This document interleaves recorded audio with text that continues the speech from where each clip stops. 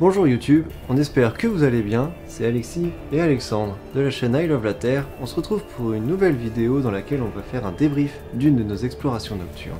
Mi-juin, on est parti en tournage tous les trois, donc avec Fabien, au domaine du Rhino. On a donné un pseudo en fait justement à ce domaine, le domaine du Rhino, car pour des raisons sucrées urbex et pour une protection du site, on ne donne pas le vrai nom du lieu. Étant donné qu'on a trouvé un graffiti d'un grand rhinocéros sur l'un des murs du château du domaine, on a appelé ça le domaine du Rhino. Ça va être aussi pour vous le moyen de vous clarifier nos concepts, c'est-à-dire qu'on va revenir plusieurs fois aux mêmes endroits pour pouvoir traiter des thématiques écologiques qu'on peut avoir dans ces lieux d'urbex. Par exemple, la nature qui reprend ses droits. Il sera important pour nous de pouvoir revenir plusieurs fois au même endroit afin de comparer l'évolution de ces processus écologiques. Lors de cette exploration, on s'est séparés en fait. Fabien est parti faire un tournage en solo, donc il a fait une vidéo d'exploration nocturne que je vous invite à retrouver sur la chaîne. Le lien sera en haut à droite de la vidéo. Et nous, avec Alex, on est parti faire notre expédition tous les deux. Il était environ 21 h, on a décidé de ne pas passer par l'entrée principale pour éviter de se faire repérer, et passer en fait par un petit chemin qui menait directement à 2 piscines abandonnées.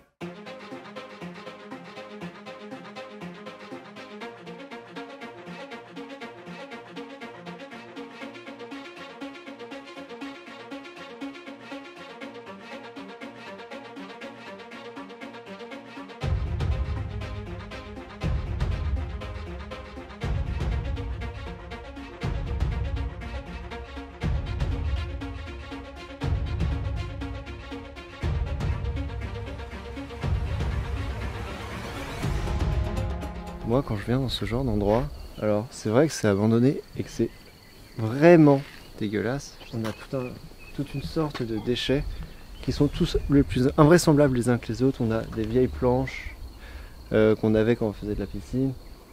On a des chauffe-eau, des bombes de graff, vraiment tout un tas de saloperies. Mais ce qui est étonnant, c'est de voir que malgré cette pollution, il y a une vie qui se développe dans ce lieu abandonné. Alors par exemple ici, ce qui est assez incroyable, c'est que dans cette bouche d'évacuation ou d'aération, on a des fougères qui viennent de se développer. Et ce qui est assez incroyable en fait, c'est que ça fait un pot naturel. Malgré le fait que l'environnement soit pollué, on a aussi une vie aquatique qui se développe. Il y a des insectes ailés que je ne connais pas. Je ne sais pas si vous les voyez bien.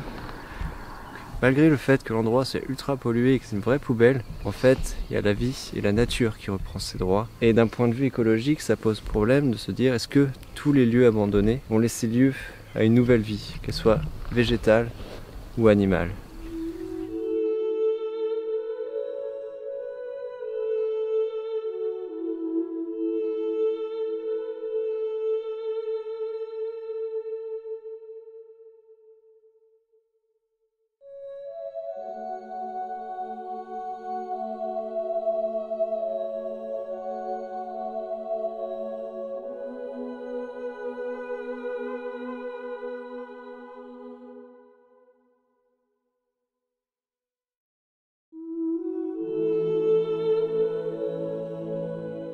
À la fin de l'exploration de la piscine, le soleil commençait vraiment à se coucher et l'exploration nocturne commence.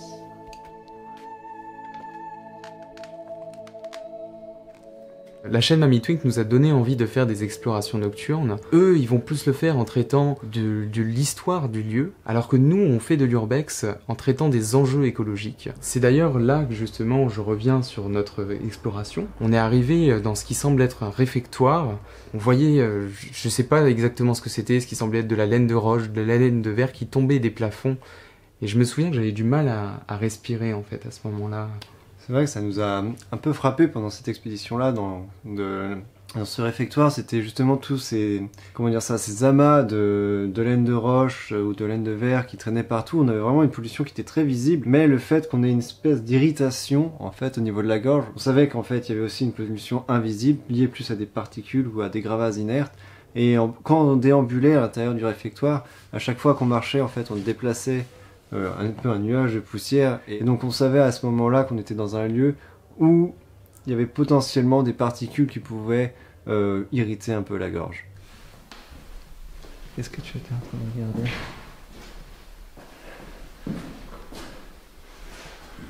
j'étais en train de regarder en fait derrière nous là, il y a des espèces de douches en fait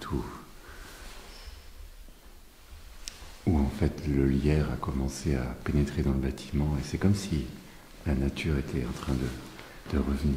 Ce qui est assez particulier, c'est de se demander en fait, qu'est-ce que ça fout là? Pourquoi on a du lierre qui pousse sur le bord de notre douche? Et donc là, il y a plusieurs explications qui seraient possibles. On ne sait pas si l'une d'elles est bonne ou pas. C'est que la lucarne qui est au-dessus de la douche, en fait, était pétée et donc pouvait laisser rentrer le lierre. Alors, est-ce que le lierre est rentré par le trou? Ou est-ce que c'est la lumière qui est rentrée par la lucarne et du coup peut-être que ça a été un des facteurs propices au développement de la vie à cet endroit-là? Plein de questions, mais quelle est la réponse? À ce moment-là, il fait nuit noire et on commence à s'approcher de la forêt qui borde l'entrée du château. Avant d'arriver dans cette forêt-là, on a dû traverser un champ d'orties. En fait, comme le lieu n'est pas du tout entretenu par l'homme, ça nous permet aussi de voir d'un point de vue écologique qu'est-ce qui se passe quand un terrain en fait est laissé à l'abandon. Et là, on a vraiment vu que de manière générale, c'était vraiment l'espèce invasive que sont les orties qu'on a vu, on va dire en masse, et on a tellement galéré à se frayer un chemin. C'est vraiment pas évident, comme vous avez vu. On se retrouve vraiment dans une zone où il y a beaucoup d'orties autour de nous. On se rapproche de plus en plus du château. Là, cette partie est quand même pas si simple que ça en vrai. En vrai, je galère. Je galère et je vois Fabien et Alexis devant aussi. Ils s'en sortent, mais c'est vraiment galère à s'infiltrer, quoi. Faites un vrai challenge. Ça va. Mais ça passe. Ensuite, la vidéo continue, évidemment, notre expédition continue. On arrive dans la forêt proche du château, et là, l'ambiance, elle change complètement, parce que faut pas oublier qu'on est avec nos frontales, mais qu'on éclaire absolument tout ce qu'il y a autour de nous. En fait, on n'est pas serein, parce que s'il y a un garde qui traîne autour du château, on est grillé à 1000 à la ronde, c'est... Bah, coucou, c'est nous que v'là, quoi. C'est vraiment un moment un peu plus stressant, dans le sens où, si on arrive dans l'allée du parc et qu'il y a un garde, en fait, on se fait choper à coup sûr. Voilà, je peux pas parler trop fort, parce qu'on approche du château. Et si l'atmosphère est très particulière, l'ambiance qui s'y dégage est assez terrifiante en fait. Donc, on va continuer notre périple. Il faut qu'on fasse attention de ne pas se faire repérer parce qu'on approche vraiment très près du but. On se retrouve devant ce portail vraiment clôturé qui était tout neuf, qui a été là justement pour protéger le site. On se dit on peut pas faire marche arrière, on est là quand même, ça fait un moment qu'on est en train de déambuler dans tout le domaine. On arrive devant le château, on se dit... On y va, on trouve une solution d'entrée, on arrive à trouver en dessous le portail un petit espace où on peut justement s'infiltrer. Bon, franchement, on n'est pas des gros gabarits, donc on est passé, pas de soucis. Et on arrive du coup derrière le portail, dans l'enceinte du château. C'est vrai qu'en fait, là, du coup, justement, ce portail représente la barrière physique, justement, entre la frontière de la légalité et de l'illégalité. On arrive de l'autre côté, on sait qu'on est dans un endroit où on n'a pas le droit d'être, et là, c'est l'apogée de notre expédition. On va découvrir le château pour lequel on est venu. Il fait nuit noire, on a la lune en fait qui brille juste à droite du château. On va découvrir les façades du château avec nos frontales, on va balayer l'architecture. Et à ce moment-là, on en prend juste plein les yeux parce qu'on est vraiment dans un autre état d'esprit. On est là, on fait, bah oui, pourquoi on fait de l'exploration nocturne? C'est pour découvrir ce genre de monuments abandonnés. Et vraiment, c'est dans cette excitation de te dire que ça y est, tu vas pouvoir bientôt t'infiltrer dans le château et que juste ce moment-là, il est inoubliable.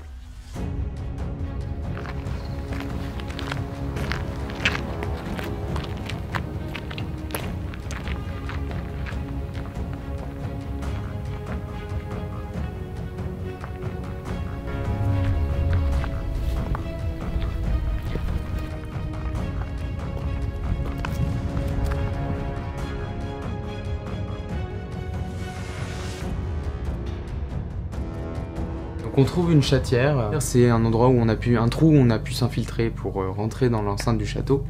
On se retrouve dans la première pièce du château, qui semble être une ancienne cuisine.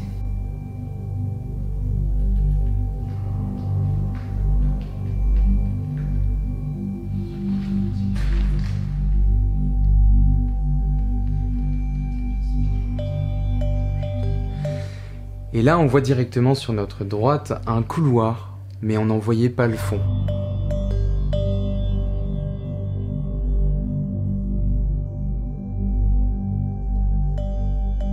C'est vrai que l'atmosphère, quand j'étais rentré, c'était vraiment assez particulier. Tu es là, tu te retrouves dans un lieu où encore il y avait cette question d'illégalité, comme le mentionnait Alexis. Rentrer dans le château, je me sentais vraiment dans l'urbex. Je vous avoue que Je retrouve encore cette sensation au niveau de la respiration de mal respirer.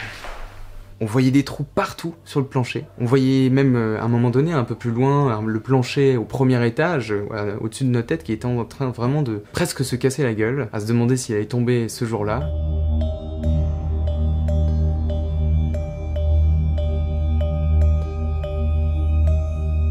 Toi, ce qui t'a vraiment marqué en fait dans cette expédition-là, une fois que tu es dans l'enceinte du château, c'est ce sentiment d'insécurité par rapport au fait que l'endroit est instable, c'est que c'est à l'abandon depuis un moment, et c'est vrai qu'il y a des endroits ou des zones qui sont un peu dangereuses, donc n'oubliez pas que l'urbex est une pratique dangereuse, donc faites attention si vous décidez d'en faire, donc soyez vraiment prudents. Moi, contrario à Alexandre, c'est que vraiment, ce qui m'a marqué dans l'urbex, à l'intérieur du château, c'est l'ambiance qui règne, c'est vraiment cette sensation d'être calfeutré à l'intérieur de quelque chose. En fait, toutes les fenêtres, elles sont condamnées, on est vraiment un peu coincé à l'intérieur. On sait que la seule issue, c'est juste la chatière par laquelle on est entré, et là, notre exploration, elle peut vraiment commencer. On est dans un autre monde où le temps, il s'arrête, où on est dans une autre forme de poésie.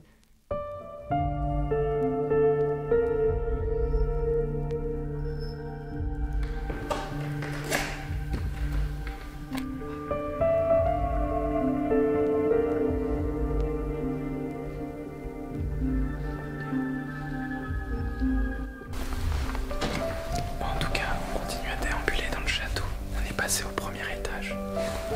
Et c'est vrai que de plus en plus, quand je vois cette architecture du château, j'ai appris que ce château datait du XVIIe siècle. Je me demande comment un tel lieu a été laissé à l'abandon.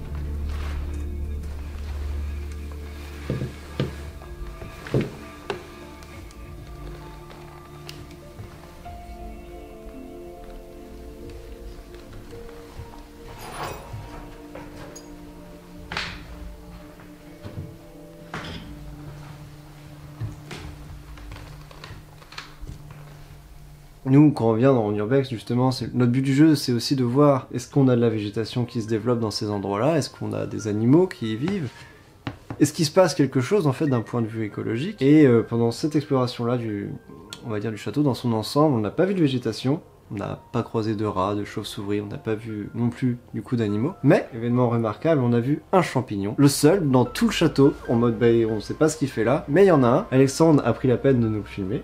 Ouais, j'avais pris voilà, quelques plans qu'on retrouve directement en image.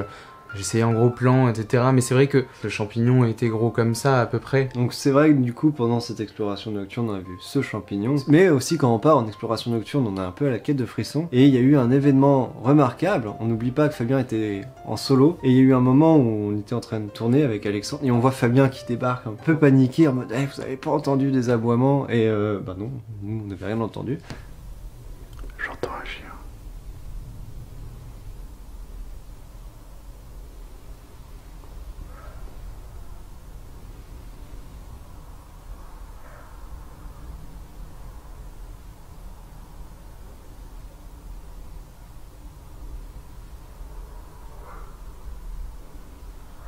Merde.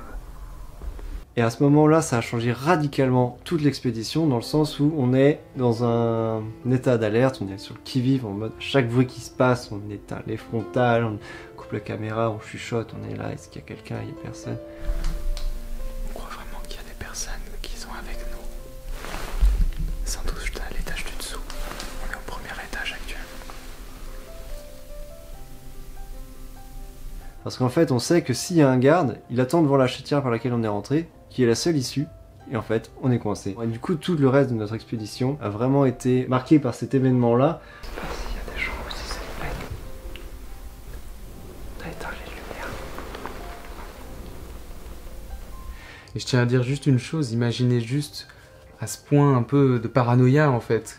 Ça nous retourne tellement le cerveau qu'on est au point de même entendre des voix qui sortent de nulle part. Mais vraiment, imaginez-vous, mettez-vous vraiment à notre place à ce moment-là où vraiment on éteint les lumières, on a vraiment cette situation où on est aux aguets. Il a joué avec nos nerfs, ce château. Je vous assure qu'il a joué avec nos nerfs. Je vais passer en mode explorateur, voir si la voie est safe, parce qu'on a entendu du bruit.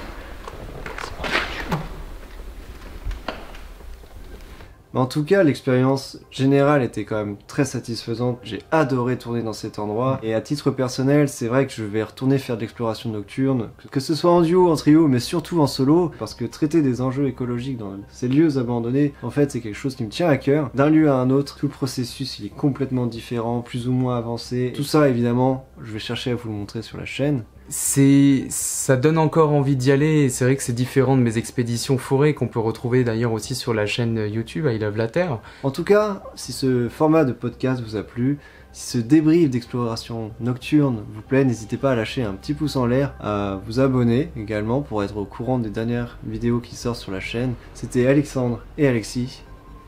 Ciao! Salut!